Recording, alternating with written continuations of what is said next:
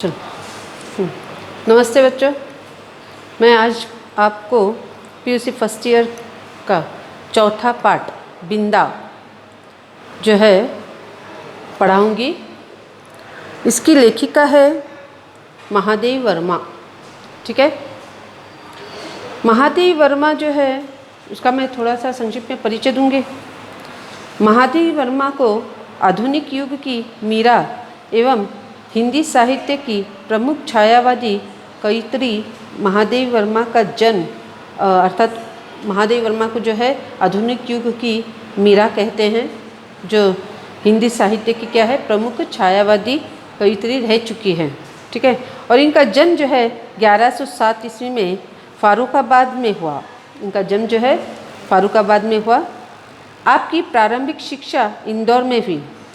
आपने प्रयाग विश्वविद्यालय से एमए की उपाधि प्राप्त की। आप विक्रम विश्वविद्यालय उज्जैन द्वारा मानद डॉक्टरेट की उपाधि से अलंकृत हुई। ठीक है, इन्होंने प्रयाग विश्वविद्यालय में भी एमए किया और फिर बाद में विक्रम विश्वविद्यालय उज्जैन द्वारा जो है डॉक्टरेट की उपाधि भी पा ली थी।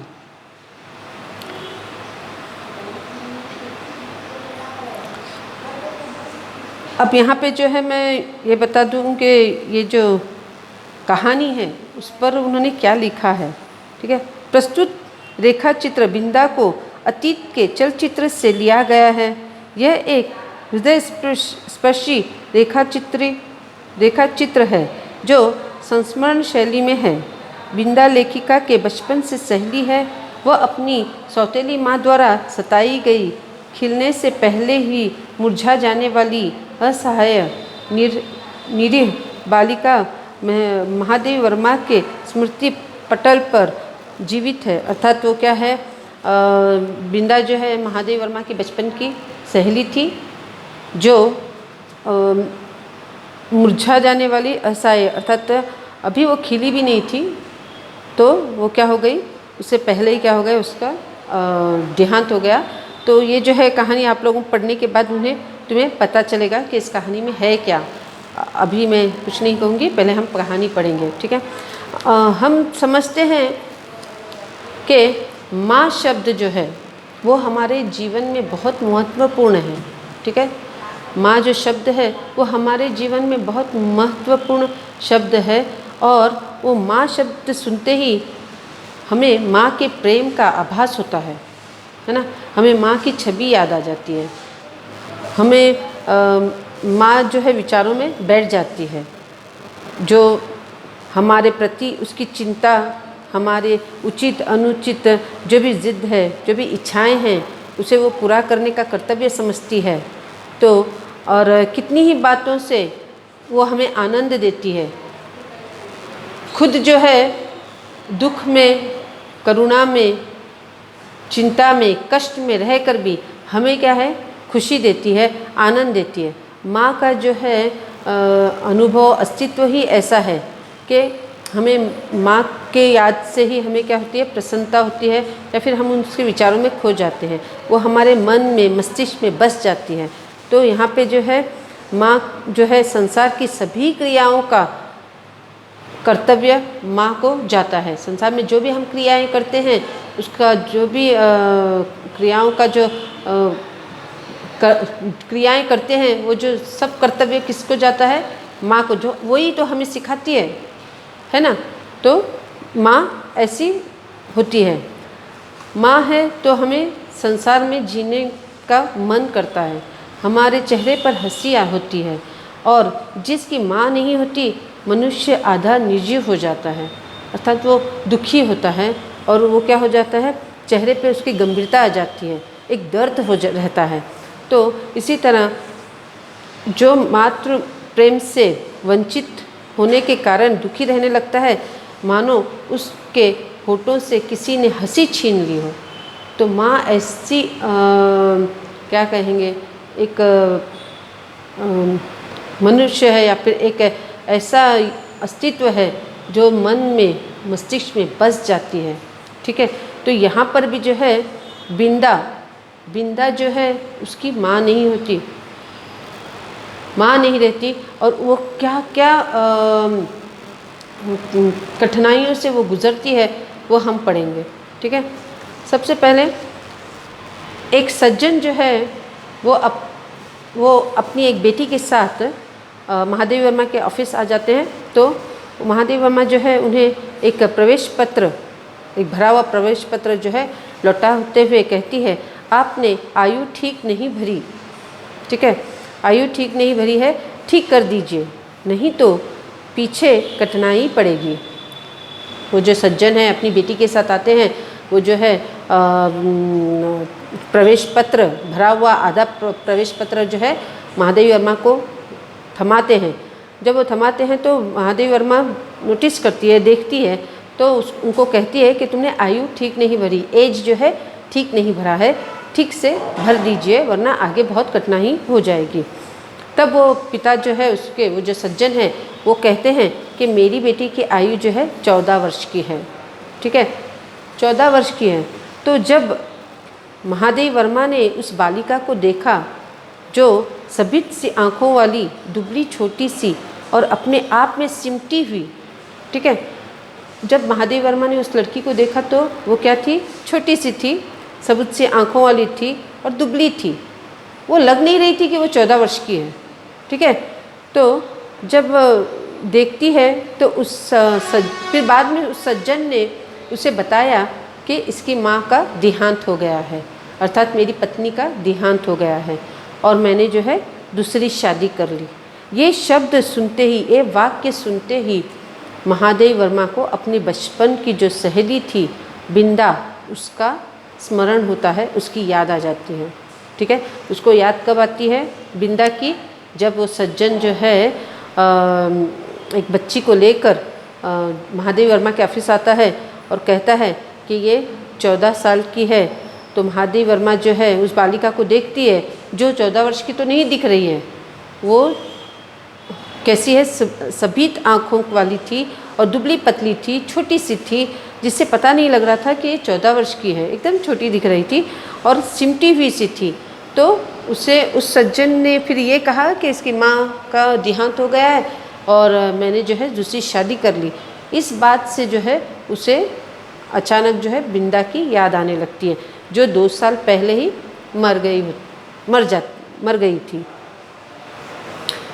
बिंदा उसकी बचपन की सहेली थी जो 14 वर्ष की थी, वो भी छोटी सी, दुबली सी, सिमटी हुई थी। बिंदा की माँ मर चुकी थी, इसीलिए उनके पिता ने दूसरा विवाह कर लिया था और बिंदा के लिए नई माँ ले आए। तो अब उसकी बिंदा की माँ का देहांत हो चुका था, तो इसीलिए उसके पिता जो है दूसरा विवाह करते हैं और क्या करते हैं, बिंदा के लिए नई माँ ले आते हैं। लेखिका उसे पंडिताइन चाची कहती थी। लेखिका क्या कहती थी उसे, पंडिताइन चाची, मगर बिंदा क्या कहती थी, नई अम्मा।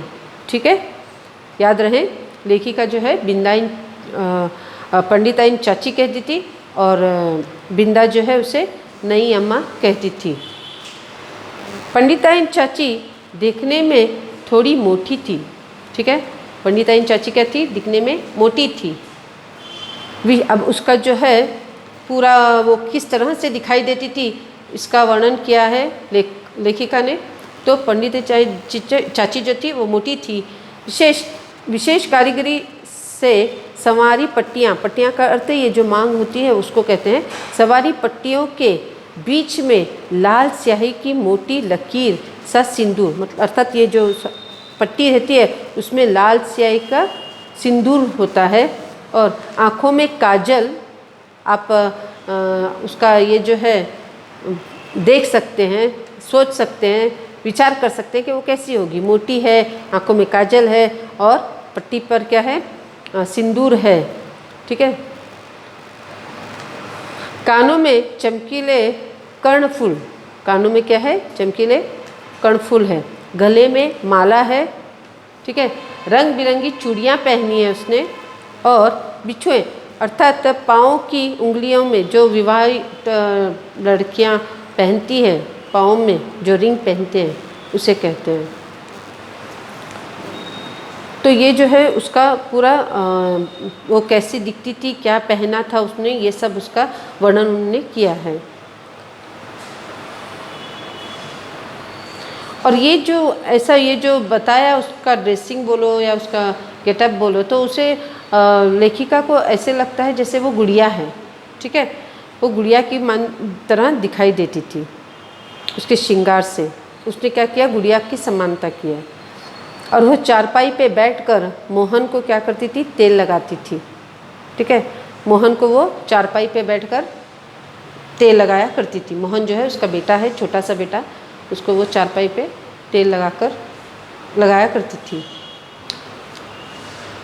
ठंडी के दिनों में लेखिका को जो है, जब वो छोटी थी तब धूप निकलने पर जगाकर गर्म पानी से मुँह हाथ धुलाया जाता था। अब लेखिका के साथ क्या किया जाता था, जब वो छोटी थी तो उसे जगाकर, धूप निकलने तक जगाकर उसका मुँह हाथ धुलाकर उसे जो है जूते पहनाकर, स्वेटर पहनाकर, ऊन कहते हैं स्वेटर को, ऊनी कपड़े अर्थात क्या, स्वेटर, वो पहनाकर जो है सजा दिया जाता था। किसको, लेखिका को, ठीक है। बहुत ठंड होती थी, इसीलिए उसे क्या है, गर्म पानी से मुँह हाथ धुलाकर, जूते पहनाकर, सॉक्स वगैरह पहनाकर गरम कपड़ों में अर्थात ऊनी कपड़ों में उसे सजाया जाता था। और उसे क्या है, गरम गरम दूध दिया जाता था। ये लेखिका का बचपन गुजरा ऐसा, तो उसे इतना किया था। तब जब वो दूध पिया करती थी तब उससे क्या है, कानों में पंडिताइन चाची का स्वर सुनाई देता था, कठोर स्वर जो है सुनाई देता था। और वो जो है स्वर वो बिंदा को क्या करती है, डांटती थी। वो स्वर कैसा रहता था, बिंदा को वो डांटती थी। तो कैसे, अब ये किससे कहाँ पर आ सकता है या फिर संदर्भ भी हो सकता है, आप लोग ध्यान दें इस पर। वो डांटती थी कि उड़ती है या आऊँ। अब वो बिंदा को डांट कर कहती है कि उठती है या आऊँ, मोहन का दूध कब गर्म होगा, और अभागी मरती भी नहीं। अब वो जो है कह रही है कि मोहन का दूध कब गर्म होगा और अभागी मरती भी नहीं। ये कोस रही है, एक तरह से बिंदा को उठा रही है। किस तरह उठा रही है, डांट कर उठा रही है कि अब उठती है या आऊँ, और मोहन का दूध कब गर्म होगा और अभागी मरती भी नहीं।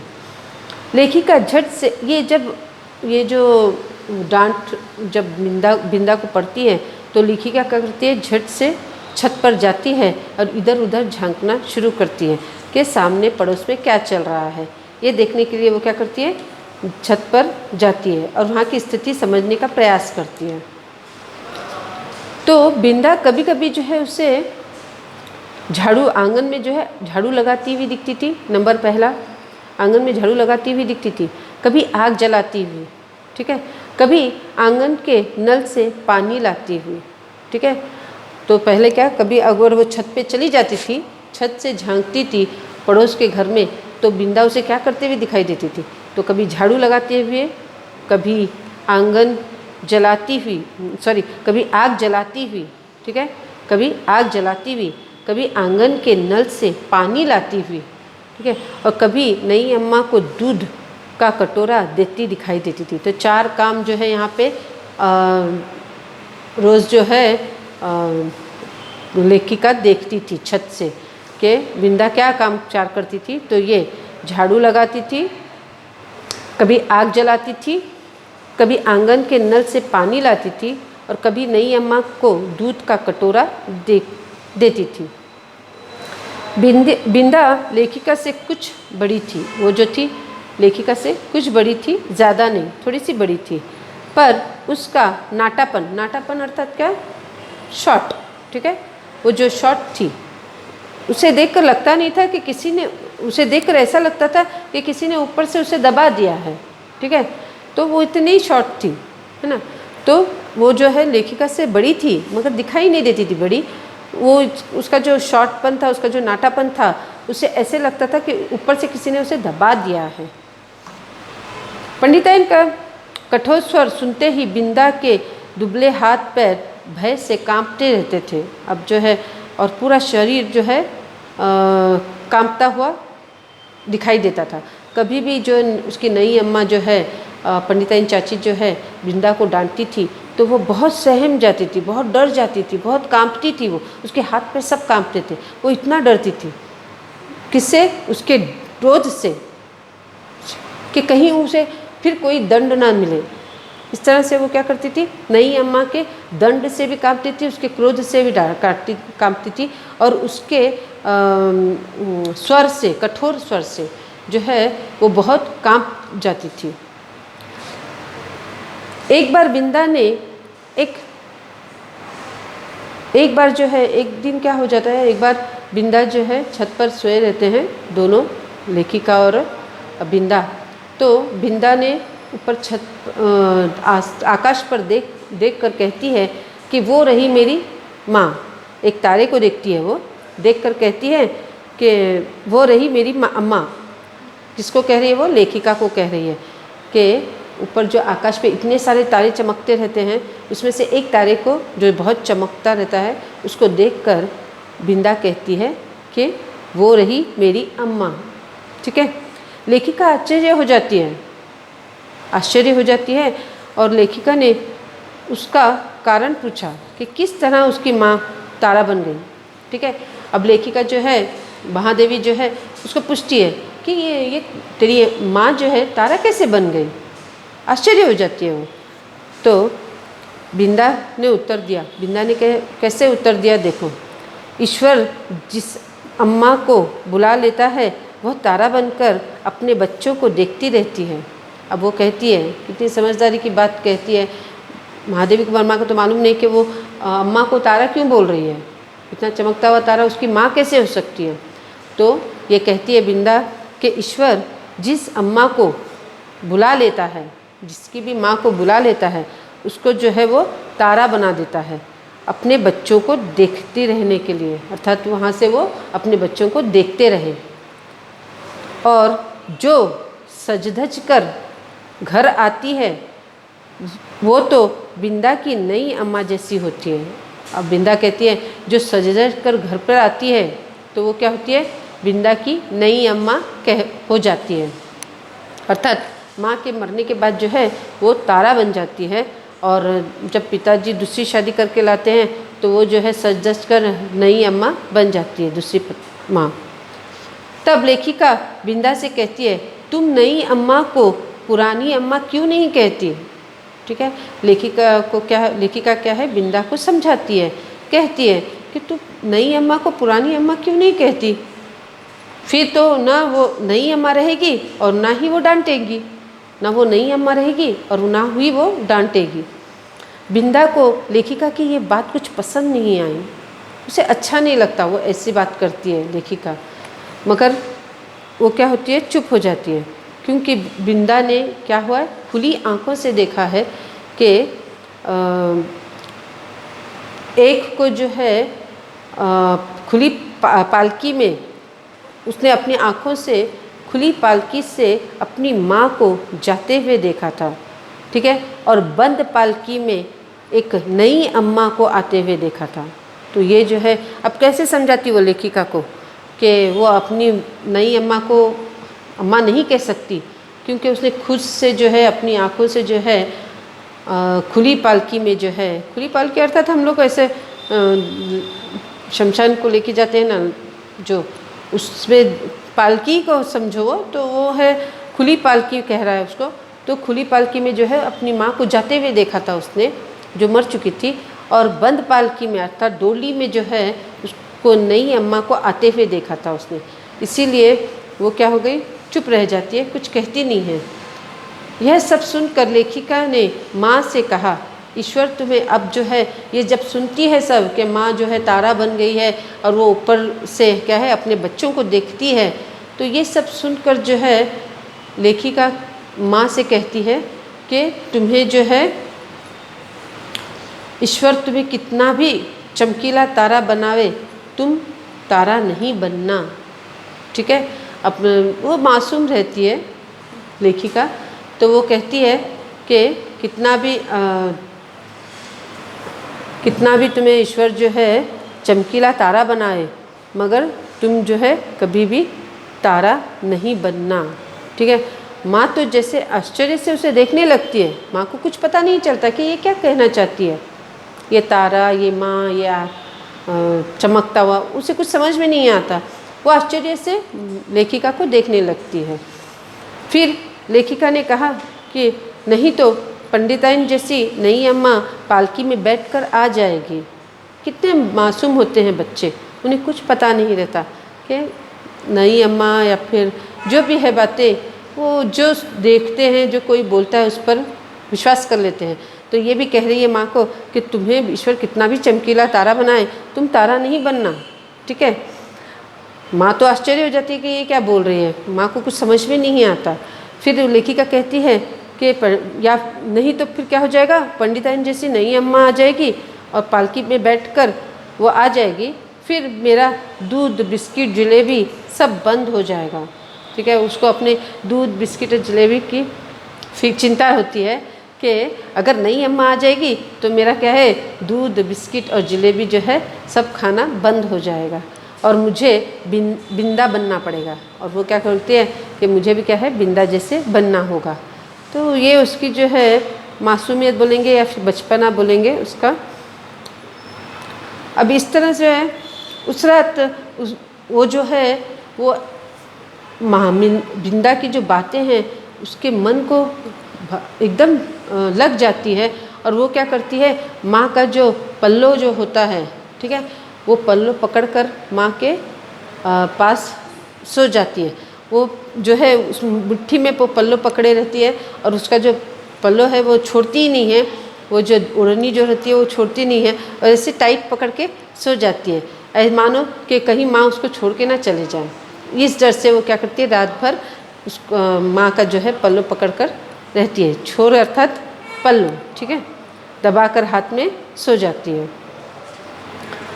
बिंदा कभी अपराध नहीं करती थी, या कभी थोड़ी बहुत भूल हो जाती थी भी तो उसे कितना बड़ा दंड जो है पंडिताइन चाचिन से मिलता था, ये देखेंगे। एक दिन जो है गर्मी की दोपहर में बिंदा को आंगन में वो जो दंड होता था, उसका जो अपराध वो करती ही नहीं थी, उसका दंड उसे मिलता था। तो क्या दंड देती थी, क्या क्या दंड देती थी उसको, उसे क्या क्या सहना पड़ा अपनी नई अम्मा के पास से। तो ये यहाँ पर है, गर्मी की दोपहर अर्थात आफ्टरनून में बिंदा को आंगन की जलती धरती पर घंटों खड़ा रहना पड़ता था। अर्थात उसको दंड क्या देती थी, गर्मी के दोपहर में जो है इतना सूरज ऊपर ही रहता था, सूर्य ऊपर ही रहता था और उस खड़ी धूप में जो है बिंदा को क्या है आंगन में खड़ा रखती थी, जिससे उसके पैर जलते थे। और वो क्या करती थी, पैरों को ऐसे ऐसे उठाती थी और घंटों उसे वहाँ पर खड़ा रखती थी। ये पहला दंड उसका। दूसरा, इस खड़ी धूप में उसके पैर जलते थे, इसलिए वो क्या करती थी, अपने पैरों को बार बार ऐसे उठाती थी, ठीक। दूसरा, चौके के खंभे से दिन भर बांधकर उसे रखती थी। अर्थात चौके का एक खंभा था, उस पर वो दिन भर उसे बांधा रखा करती थी। तीसरा दंड क्या होता था, भूख से मुरझाए मुख के साथ पहरों नई अम्मा और खटोले में सोते मोहन पर पंखा झूलते देखा करती थी। ये सब कौन वो देख रही है, लेखिका देख रही है, महादेवी वर्मा देख रही है कि या फिर भूखे प्यासे जो है चेहरा पूरा मुरझाया हुआ भूख और प्यास से वो जो है अपनी नई अम्मा और मोहन को क्या है झूला पंखा झूल रही है, ठीक है, मतलब हवा दे रही है। कभी कभी तो वो जो अपराध उसने किया भी नहीं उसका उसे दंड होता था। वो भी एक दंड जो जब पंडित जी जो है खाना खाते थे तो उसमें अगर पंडिताइन का बाल आ जाता था तो दंड किसे हो जाता था, बिंदा पर। अर्थात वो जो है बिंदा को क्रोधित होकर दंड देती थी। ये सब तो लेखिका देख रही है, महादेवी वर्मा देख रही थी, मगर सबसे अधिक उसे रोना उस समय आया महादेवी वर्मा को जब पंडिताइन चाची ने बिंदा के घुंघरालू बाल जो थे उससे जो है उसने कैंची फेर दिया, अर्थात उसके बाल पकड़कर वो पूरे बाल उसके काट दिए। उस वक्त बिंदा को और क्या है कचरे के डिब्बे में जो है, कूड़े के डिब्बे में जो है फेंक दिए। उस समय लेखिका को बहुत रोना आ जाता है और बिंदा को जब देखती है तो वो चुपचाप बैठी हुई अपना सिर और बाल पंडिताइन के हवाले कर देती है, जैसे वो उसके साथ कुछ भी कर ले उसे कुछ फ़र्क नहीं होता। ऐसे वो चुप निराश होकर बैठी रहती है, ना वो रोती है, ना चीखती है, ना चिल्लाती है। बिंदा बस खामोश बैठ जाती है, सिर और बाल उसके हाथ में देखकर। तो ये तब उसे बहुत रोना आता है महादेव वर्मा को। ठीक है, अब यहाँ पर जो है मैं इतना पाठ ख़त्म करती हूँ। जो बाकी जो पाठ है वो अगले वीडियो में बताऊँगी। नमस्ते।